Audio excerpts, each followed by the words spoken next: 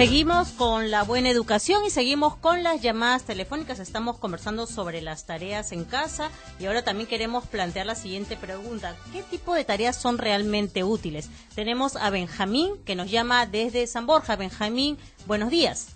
Buenos días, sí, ¿cómo está? Un saludo también para el señor Peso, el especialista. Mire, yo lo que quiero decir, a veces uno hace preguntas, a veces que pueden resultar incómodas, no es mi intención, ¿no? Realmente, porque creo que es una retroalimentación, un feedback, ¿no? Ustedes hablan, de alguna manera aporto. Entonces yo quisiera, por ejemplo, viendo el diccionario, educación es otro tipo de cosas, ¿no? O sea, instrucción es lo que se da lamentablemente en los colegios. Bueno sería que impartan valores, pero lamentablemente la mayoría, no quiero generalizar, no lo hacen. Entonces lo que dan en el colegio es instrucción, nada más conocimientos, ¿no? Inquietud concreta ya en el caso de las tareas, por ejemplo, ¿no? En el caso de un chico, estoy ayudando a una amiga, ¿no? Al hijo de una amiga, por ejemplo, la semana pasada le han dejado cerca de 9 páginas de matemáticas. Ya se había avanzado hasta la unidad 10 y han retrocedido a una unidad donde enseñan las monedas, todo. Y a mí me parece en ese sentido las tareas son demasiados contenidos. O sea, yo generalmente me acuerdo en secundaria, primer año aritmética, álgebra, geometría. Acá, no sé, me da la impresión en tercer grado que no pueden pasar, yo creo, aritmética, álgebra, geometría, se les hace un mundo a un niño de 8 años. Es lo que la impresión que tengo. Entonces se confunde razonamiento matemático. Y aparte que la profesora, los valores, por ejemplo, los niños le tienen miedo, es obvio, es un niño juguetón. Mandan ahí reportes, sí, el niño es inquieto. ¿Qué niño no es inquieto a los 8 años, por favor? ¿Qué quieren? Que esté amarrado. Entonces, yo pienso que es demasiado, ¿no? Por ejemplo, acá también, por ejemplo, la semana forestal, esta semana, el niño no sabía nada de la semana forestal. Sí, busca en internet, y ni siquiera se le orienta qué es un árbol. El niño no sabe la palabra forestal, entonces, ¿por qué no se le orienta? Gracias, Benjamín, por tu llamada y por tu opinión. Estamos hablando entonces, Benjamín nos hablaba sobre los tipos de tarea y nos decía que él consideraba que era demasiado. Entonces, a partir de lo que nos está diciendo Benjamín, ¿qué tipo de tareas son útiles? Claro, bueno, hace un rato mencionaba que hay tareas que son mecánicas repetitivas. Esas evidentemente no ayudan, gran cosa.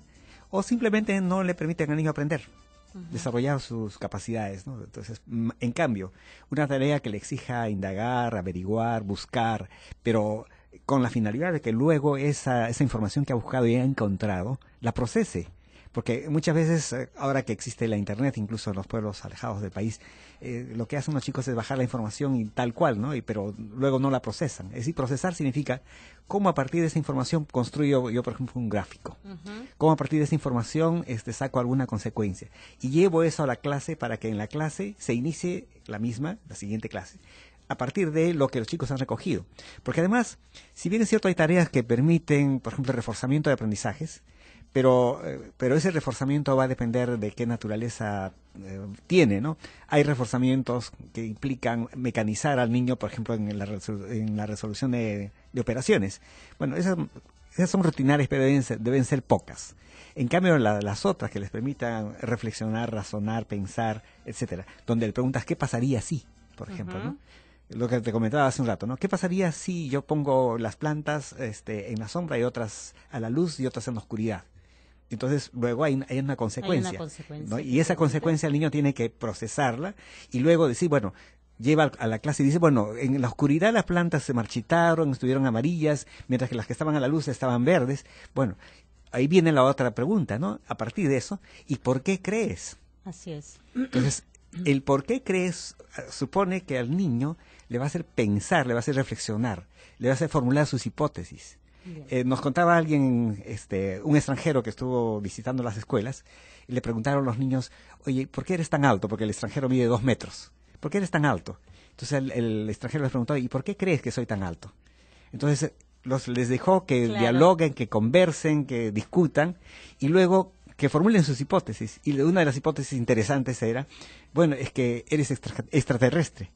Bueno, entonces ahora. Pero bueno, los ha hecho pensar y reflexionar. Así es, claro, entonces está moviendo una parte de su cerebro que a veces está dormida, que es el pensamiento hipotético deductivo. Bien, entonces no solamente esas tareas mecánicas, sino aquellas tareas, las tareas que son útiles son aquellas que nos hacen reflexionar, pensar y reforzar, pero también hemos escuchado, bueno, toda esta parte del programa a los papás, a las mamás con sus opiniones. Ahora queremos escuchar a los niños, qué es lo que opinan sobre las tareas en casa, cómo hacen sus tareas en casa. Escuchemos sus respuestas. ¿Cómo haces tu tarea en casa? Mis padres me ayudan, o a veces cuando mi papá no me pueden ayudar busco los libros. ¿Cuánta tarea te deja tu profesor? A veces cinco matemáticas. ¿Cómo haces tu tarea en casa? Busco cuadernos, a veces el profesor nos deja trabajo de comunicación y tengo que buscar libros de comunicación para poder hacer nuestros trabajos. ¿Alguien te ayuda en tu casa cuando tienes que hacer tarea o lo haces tú solito? Y a veces yo solo y a veces me ayudan mis padres. Y cuéntame, ¿cuánta tarea te deja tu profesor? 6 de cada cuaderno. ¿Cómo haces tu tarea en casa? Yo hago solito, un ratito salgo a jugar y después vuelvo.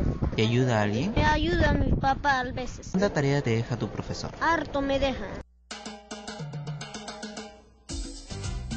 Bien, seguimos aquí en La Buena Educación, Liz Quiroz en la conducción y acabamos de escuchar a los chicos, José, bueno, algunos cuentan cómo están haciendo las tareas, algunos también se quejan, como muchos de los chicos se quejan de las tareas, pero también aquí sería importante hablar ya del rol que nos corresponde a nosotros como papás, ¿no? En este proceso, cómo ayudamos a los chicos con las tareas, ¿no?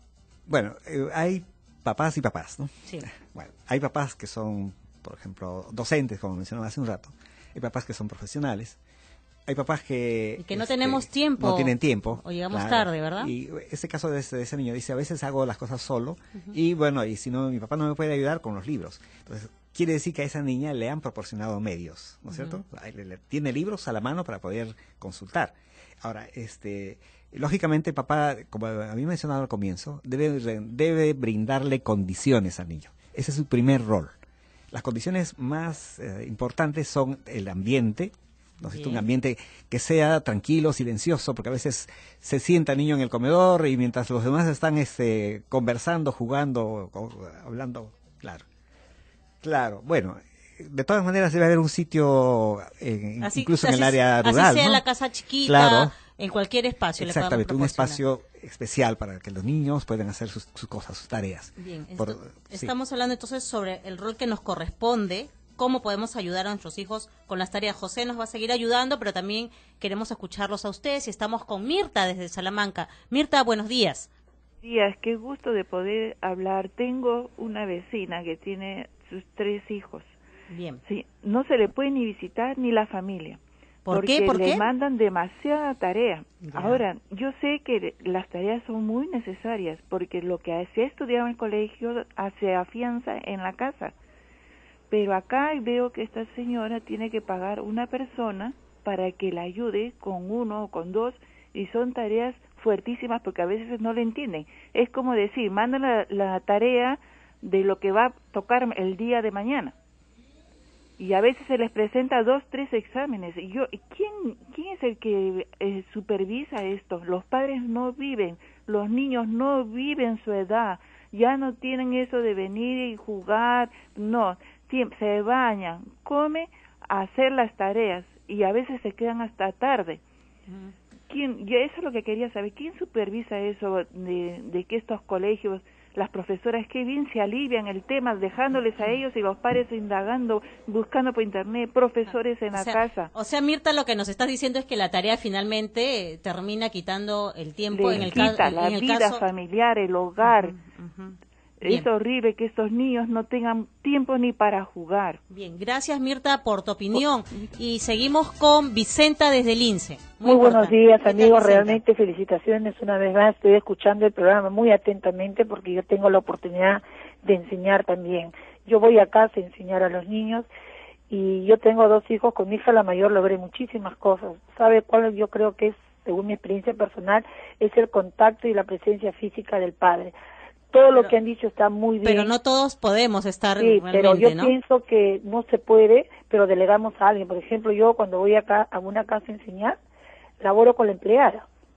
El problema es que también hay que laborar en conjunto, en equipo. Con todo lo que se ha dicho, estoy de acuerdo, darnos un pequeño espacio. Yo entiendo sábado, domingo, lo que estaba hablando su invitado. Hay momentos donde va el niño, de acuerdo a las edades, se le está estimulando, mira la figura, los colores, los números, los tamaños, de acuerdo a la edad, ¿no? Yo más bien quiero recalcar, por favor, a las personas que enseñan, sobre todo en los colegios, sabré hablarlos con mucho cariño y atención, porque realmente deja mucho que decir a los profesores. Bien, muy importante. Sí, Vicenta, muchas gracias, muy importante lo que nos estás diciendo. El cariño es también parte de este proceso, pero algunos puntos aquí, ¿verdad, José? Por ejemplo, lo que Mirta nos comentaba y esto que está ocurriendo con esta persona que tiene hijos y que siente que la vida de su amiga está realmente ocupada todo el día haciendo tareas y que a los chicos les está quitando oportunidades de hacer otras cosas. Claro. Incluso, personalmente también lo puedo decir, los fines de semana a veces uno está pensando, tiene tarea, y uno deja de hacer cosas en familia por estar dedicado con los chicos ayudándoles con ellas. Claro, de hecho hay pues oportunidades, ¿no?, que nosotros debemos brindar a los chicos, y una de las oportunidades es el contacto familiar. Pero no el contacto familiar así vertical, ¿no? La mamá obligándole a hacer la tarea, ¿no? Sino otro tipo de contacto, que puedan jugar juntos, que puedan conversar, que puedan pues hacer algún deporte, alguna actividad fuera de casa. Pero no se puede por la cantidad de tareas, que es lo que nos está diciendo. Claro, y quien sabe, las tareas al ser repetitivas no le sirven para nada al niño en su desarrollo. Pero si no la hacen, viene la consecuencia, la nota. Okay. Entonces, lógicamente, las tareas no deberían de tener nota en principio. ¿Qué sentido tiene que le pongas tú una nota en un trabajo que no te has asegurado que realmente lo ha hecho el niño en primer lugar? Y en segundo lugar, están considerando que la evaluación es solo para poner nota. Y la evaluación no es eso, ¿no? La evaluación es para ver cuánto ha aprendido un niño, qué le falta aprender, cuáles son sus dificultades y, lógicamente, a partir de esas dificultades, reforzar o replantear estrategias, etcétera, ¿no? Y otro punto también que salió a partir de lo que nos dijo Vicenta del INSE, ¿no? Ella hablaba del contacto y la presencia física del padre. Uno tiene que estar sentado al lado del niño todo el momento que está haciendo la tarea, porque a veces ahí uno se siente esclavo, y es lo que nos decía Vicenta, el acompañamiento, pero uno tiene que estar ahí realmente sentado al costado todo el momento que está haciendo tarea. ¿Y cuándo va a desarrollar autonomía el niño? Ok, entonces, a ver, expliquémosle a los papás qué hacer. En todo caso, a algunos niños que sí necesitan el acompañamiento permanente. El acompañamiento permanente. Ok, pero ¿qué hacemos? ¿Qué hacemos para ir manejando y luego trabajando esa autonomía? Hay tipologías también en los niños, ¿no? Hay niños, por ejemplo, que son dependientes, se les llama dependientes de campo. ¿Qué es un niño dependiente de campo? Un niño dependiente de campo es aquel que necesita el apoyo constante, permanente, en la escuela del profesor y en casa del papá y la mamá. En cambio, hay otros niños que son independientes de campo. Esos niños son autónomos, trabajan por sí solos y les incomoda más bien que alguien esté al lado de ellos ayudándoles en su tarea. Entonces, esta característica de los niños nos permitiría justamente suponer que, claro, hay papás que van a necesitar estar al lado de los chicos, pero no para supervisar, digamos, solamente la ejecución, sino para apoyarle, para darle estrategias si es que él maneja, ¿no? Bueno. Este punto es bastante importante, José, y vamos a seguir conversando, pero después de la siguiente pausa. Wow.